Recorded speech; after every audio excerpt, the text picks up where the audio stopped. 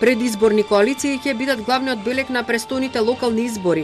Од ВМРО-ДПМН најавила дека коалицирањето со партиите на албанците од опозицијскиот блок ќе биде врз основа на понудените кандидати за градоначалници и програмата која ќе се понуди. Постојат две алтернативи за коалицирање со опозицијските партии на албанците. Едната е да имаме целосна коалиција во сите општини пред првиот изборен круг. Другата е да имаме комбинирана коалиција, а тоа значи во некои општини да настапиме со заеднички кандидати уште пред првиот круг, а во други општини да се договориме за взаемна поддршка помеѓу првиот и вториот изборен круг.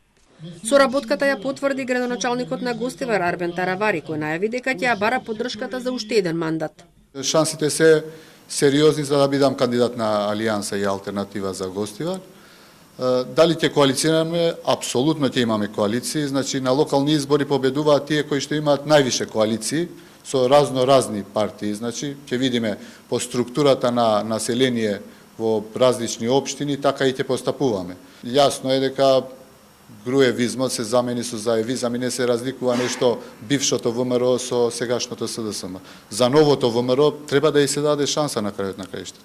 СДСМ и ДУИ ќе ја официализираат соработката до средината на месецов. Првите имиња на 20 кандидати за градоначалници владеачката партија ќе ги објави на 13 јули.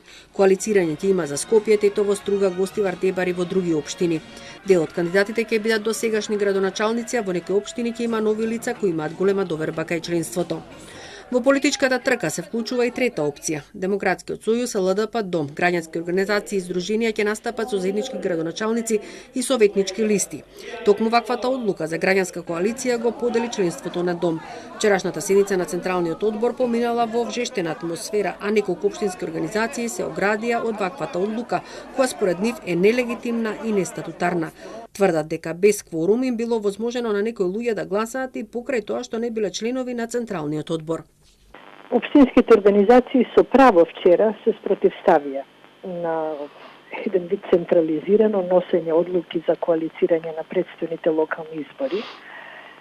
Истовремено им се прават паралелни структури со намера да се заменат членови познати во своите средини и што имаат секако зелени идеали со нови членови можни финансиери на партијата.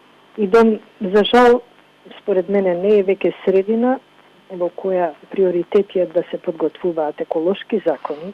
Председателката на ДОМ Маја Морочанин го тврди спротивното. Одлуката била донесена со мнозинство гласови, а против било само едно лице кое не било член на Централниот одбор и неовластено ги снимал присутните. Во демократијата мнозинството ги носи одлуките.